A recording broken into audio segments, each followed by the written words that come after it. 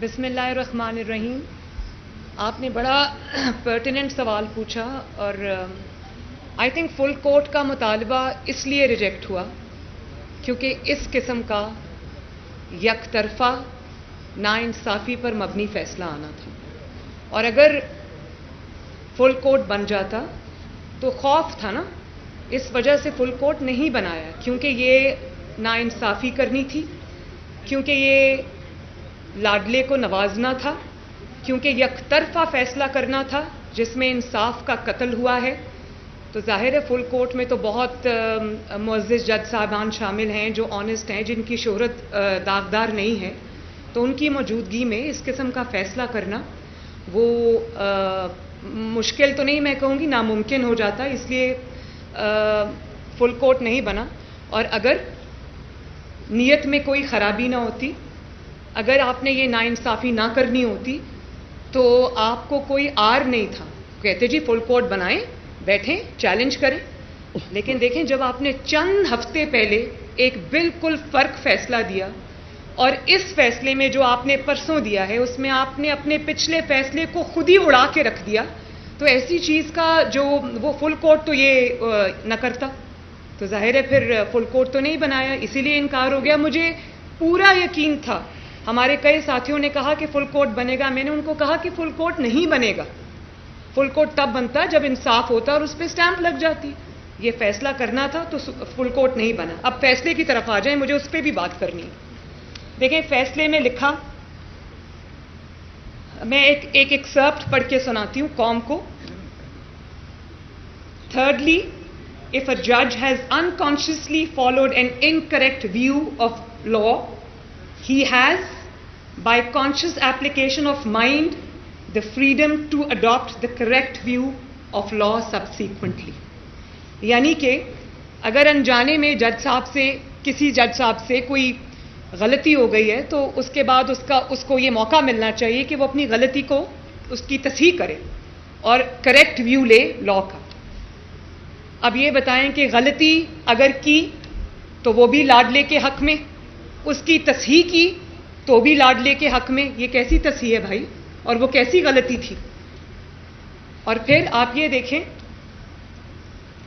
ہمارے 25 ممبران بھی عمران کی جھولی میں اور چودھری شجاعت حسین صاحب کے 10 ممبران بھی عمران کی جھولی میں. یہ ہے غلطی اور یہ ہے اس غلطی کی تصحیح. تو یہ میں نے پہلے بھی ٹی وی پر، یہ ٹویٹر پہ میں نے لکھا کہ یہ عدالتی قتل ہوا ہے، لیکن اس بار قتل جو ہے وہ انصاف کا ہوا ہے، عدل کا ہوا ہے. میرا خیال ہے کہ غلطی کی تصحیح اگر کرنی تھی تو اقامہ کی غلطی، جس کو پوری دنیا نے، جس کا مذاق اڑایا، پوری دنیا میں وہ ایک رہتی دنیا تک ایک ایسا مذاق بن گیا ہے جس کی کوئی دنیا میں جسٹیفیکیشن نہیں ہے. اس کے بعد تصحیح کرنی تھی تو عمران خان کو جو آپ نے سرٹیفکیٹ دیا ثاقب نثار نے صادق اور امین کا، آپ اس غلطی کی تصحیح کرتے. اس صادق اور امین نے 4 سال اس صداقت اور امانت کے سرٹیفکیٹ کے ساتھ جو پاکستان کی ہر شعبے میں تباہی کی، اگر آپ نے غلطی کی تصحیح کرنی تھی تو ایک جھوٹے شخص کو، ایک بے ایمان شخص کو، ایک چور کو، ایک مجرم کو آپ نے صادق اور امین بنا کے قوم کے سر پہ 4 سال مسلط رکھا. غلطی کی تصحیح آپ نے کرنی تھی تو آپ جو شوکت عزیز صدیقی صاحب کا ایک بہت سٹارٹلنگ ریولیشن تھا جس نے سب کچھ ایکسپوز کر کے رکھ دیا، آپ ان کی سنتے. وہ ریٹائر ہو گئے لیکن ان کی بات کسی نے نہیں سنی. سپریم جوڈیشل کونسل میں آج بھی ان کا مقدمہ جو ہے نا وہ نہیں سنا جا رہا. وہ شخص اپنی نوکری کی مدت پوری کر کے چلا گیا. تصحیح کرنی تھی تو ارشد ملک صاحب نے اتنا بڑا آن ریکارڈ بیان دیا کہ نواز شریف کے ساتھ جتنی بھی زیادتی ہوئی، جو ناانصافی ہوئی، وہ مجھے بلیک میل کر کے لی گئی. تصحیح کرنی تھی تو اس کی کرنی تھی.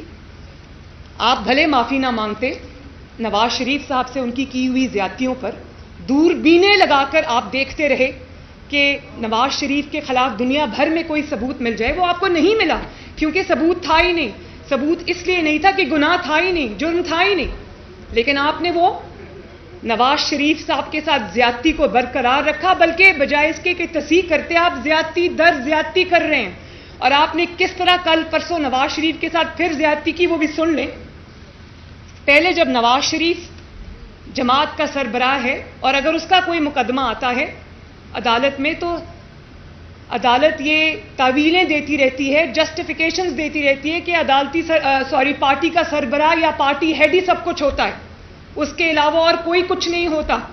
اور جب لاڈلے کی باری آتی ہے تو چند ہفتوں کے بعد ہی آپ کہتے ہیں کہ پارٹی ہیڈ کچھ نہیں ہوتا, جو ہوتا ہے وہ پارلیمانی پارٹی ہوتی ہے. یہ اس قسم کی باتیں تو کوئی بچے بھی نہیں کرتے آج کل. بہت حیران کن. میں آنیسٹلی جب یہ فیصلہ آیا تو میں یہ دل میں سوچ رہی تھی کہ چیف جسٹس صاحب آپ کیا کر بیٹھے اپنے ساتھ. ہمیں تو عادت ہو گئی ہے اس قسم کے فیصلوں کی. ہمارا تو ووٹ بیس بھی چارج ہو جاتا ہے, ہمارا ورکر کھڑا ہو جاتا ہے, ہمیں فائدہ ہوتا ہے. لیکن کس کو نقصان ہوا؟ میں نے اس دن اپنی پریس کانفرنس میں بھی کہا تھا کہ کوئی توہین ادارے کے اندر سے نہیں, باہر سے نہیں ہوتی. میں ادارے کی توہین نہیں کر سکتی, مولانا صاحب نہیں کر سکتے. ادارے کی توہین ادارے کے اندر سے ہوتی ہے جب اس قسم کے فیصلے آتے ہیں. پھر اس کے بعد عدالت کا کام ہے آئین کی تشریح کرنا, آئین سازی کرنا عدالت کا کام نہیں ہے. اور اگر آپ نے آئین سازی کرنی ہے جو کہ آپ نے کی تو آپ پارلیمنٹ کو تالا لگا دیں. اگر آپ نے وزیر اعلیٰ اور وزرائے اعظم آپ نے مقرر کرنے ہیں تو آپ اسمبلیوں کو, پارلیمنٹ کو, پنجاب اسمبلی کو تالا لگا دیں. اب کچھ بھی آپ کر لیں, پرویز الہی صاحب ہمیشہ کے لیے عدالتی وزیر اعلیٰ کہلائیں گے. وہ عدالتی وزیر اعلیٰ ہے. اس کی وجہ یہ ہے ایک تو ان کے 10 ووٹ ہیں اور پھر اس کے بعد آپ کچھ بھی کر لیں ان کو وزارت اعلیٰ حمزہ سے چھین کر ٹرے میں رکھ کر پاکستان کی سب سے بڑی عدالت کے 3 ممبر بینچ نے دی ہے. یہ عنایت جو ان پر ہوئی ہے وزارت اعلیٰ کی, یہ 3 ممبر بینچ کی دین ہے. اور پھر آئین کی تشریح آپ چہرے دیکھ کر اور پارٹیاں دیکھ کر اور پارٹی ہیڈ دیکھ کر بدلتے ہیں. نواز شریف ہو تو آئین کی تشریح کچھ ہوتی ہے, اس کے چند ہی ہفتے بعد اگر عمران خان ہو تو اس میں آئین کی تشریح بھی بدل جاتی ہے, آئین کا حلیہ بھی بدل جاتا ہے. یہ ہے آپ کا انصاف. اور جس آئین کو پاکستان کی پارلیمنٹ نے بنایا, پاکستان کے سیاستدانوں نے بنایا, عوامی منتخب نمائندوں نے بنایا, اس آئین کو ایک 3 ممبر بینچ جو کہ خود کنٹروورشل ہے, جس کے اوپر انگلیاں اٹھ چکی ہیں, جو نواز شریف صاحب کے خلاف ہر فیصلے میں شامل ہوتا ہے اور جان بوجھ کے اسی بینچ کو لایا جاتا ہے جو خود کنٹروورشل ہو گیا ہے. آپ اس بینچ کے ذریعے آپ پاکستان کے آئین کو عدالت سے اٹھا کر باہر پھینک دیتے ہیں, اس آئین کی آپ دھجیاں اڑا دیتے ہیں. تو اگر آپ یہ سمجھیں گے کہ اس قسم کے فیصلے ہم سر جھکا کر قبول کر لیں گے تو ایسا نہیں ہوگا. ہم اس آئین کے رکھوالے ہیں. اگر تالا لگانا ہے تو لگائیں پھر پارلیمنٹ کو. اور پھر ڈیپٹی اسپیکر اگر مسلم لیگ نون کا ہو تو وہ ڈیپٹی اسپیکر کو عدالت میں کٹہرے میں بلا کر کھڑا بھی کیا جائے گا, اس کی رولنگ بھی غلط قرار دے دی جائے گی. لیکن ڈیپٹی اسپیکر اگر عمران خان صاحب کا ہو تو عدالت اس کو بالکل نہیں بلائے گی, بلکہ عدالت قاسم سوری کو جال سازی کرنے کے اوپر 2.5 سال سے سپریم کورٹ آف پاکستان نے اسٹے دیا ہوا ہے. یہ ہے تفریق, یہ ہے ڈسکرمنیشن, یہ ہے عدالتی جس کو کہتے ہیں نا انصافی.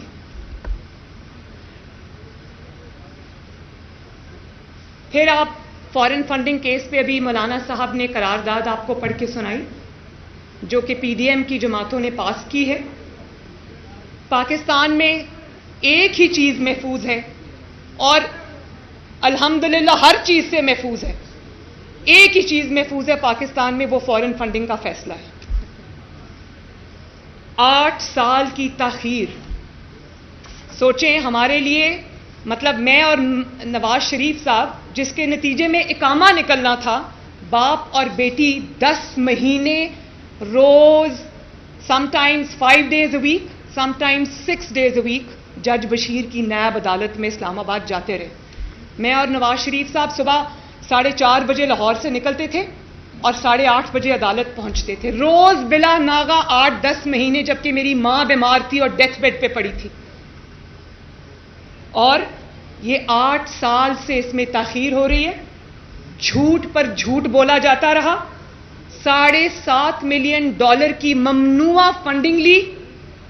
350 انٹرنیشنل کمپنیز سے ممنوعہ فنڈنگ لی، جس میں بھارتی اور اسرائیلی شہری شامل ہیں. اب یہ بھی پاکستان کی تاریخ کا پہلا واقعہ ہے.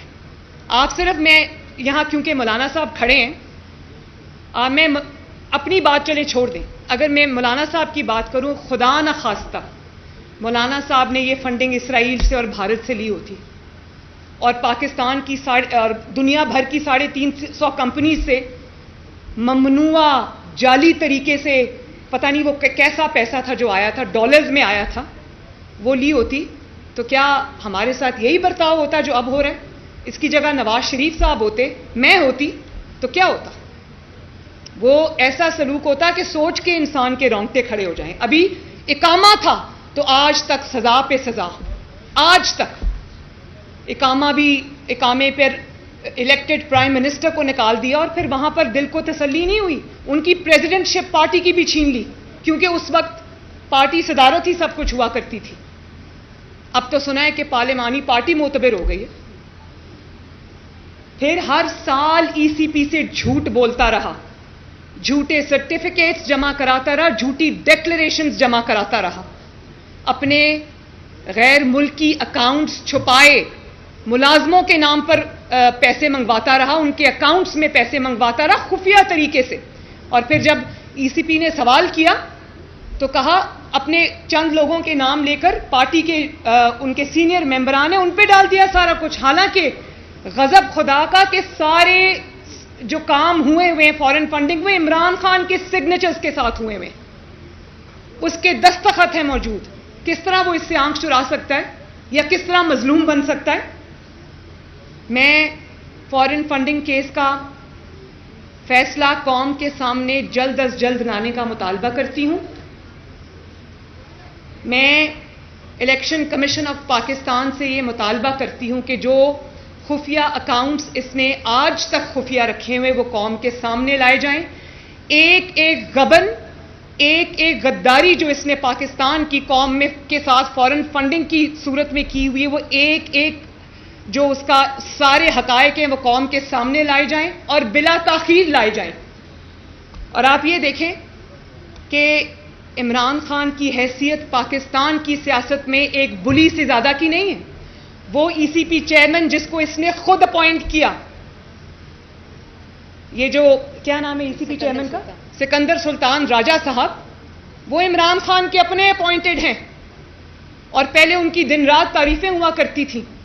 تو یہ جو بلی ہے عمران خان، اس کی حیثیت ایک بلی سے زیادہ نہیں ہے. ہر اس میں وہ ٹریٹ موجود ہے جو ایک بلی کا ہوتا ہے.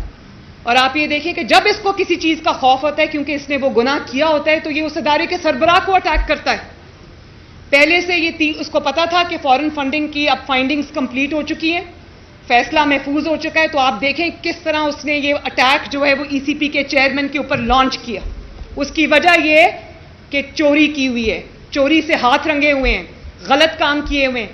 وہ جو ممنوعہ فنڈنگ آئی ہے وہ کہاں خرچ ہوئی ہے اس کا حساب تو بعد میں ہوگا. وہ اس پاکستان میں ڈی سٹیبلائزیشن لانے کے لیے خرچ ہوئی ہے، اس پاکستان میں الیکٹڈ گورنمنٹس کو اٹھا کے باہر پھینکنے کے لیے خرچ ہوئی ہے، اس پاکستان میں سازشوں کو پنپنے کے لیے وہ فنڈنگ خرچ ہوئی ہے. وہ پاکستان کے خلاف فنڈنگ تھی، پاکستان کے خلاف استعمال ہوئی ہے، اس میں ہم بعد میں جائیں گے. لیکن یہ کوئی طریقہ نہیں ہے، یہ ہمیں منظور نہیں ہے کہ یہ بلی بن جائے اور آ کر گالیاں نکالے اور اپنے حق میں فیصلے لے. یہ نہیں ہوگا. یہ 3 ممبر بینچ تو کر سکتا ہے، یہ ہم نہیں کر سکتے. اور آخری بات، اگر فارن فنڈنگ کیس کا فیصلہ نہیں آتا تو پھر تمام جماعتوں کی مشاورت کے ساتھ ہم ای سی پی کے سامنے دھرنا دیں گے. جی ایک منٹ بھائی ان کو کہہ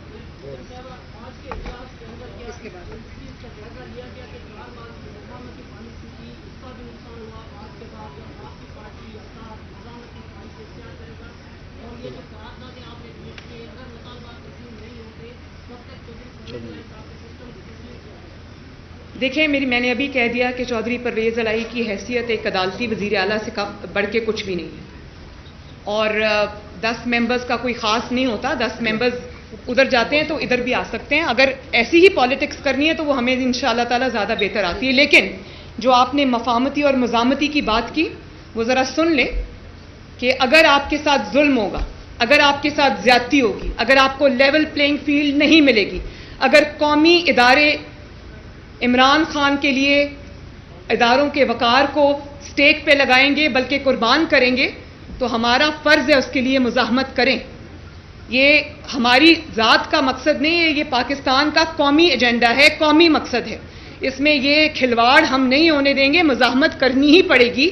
یہ جب ظلم ہوتا ہے، ظلم کو سہنا ظلم سے بڑا ظلم ہے. جی میڈم یہ بتائیے گا کہ چودھری گلاب حسین نے آپ کا کھل کر ساتھ دیا، لیکن آج ان کی پارٹی نے ان کے عہدے سے خود ہٹایا ہے. کیا چودھری گلاب حسین کو پھر آپ اپنی جماعت میں جمہوریت کی دعوت دیں گے؟ اور اس کے ساتھ ساتھ یہ بتائیے گا کہ پنجاب کی ایک سیکنڈ، لیکن مریم اورنگزیب صاحبہ کہہ رہی ہیں کہ اس کی تردید آ گئی ہے جماعت کی طرف سے. پنجاب کی صورتحال پر کیا حکمت عملی اختیار پی ڈی ایم کر رہی ہے؟ کیا تحریک عدم اعتماد لانے کی کوشش کی جا رہی ہے؟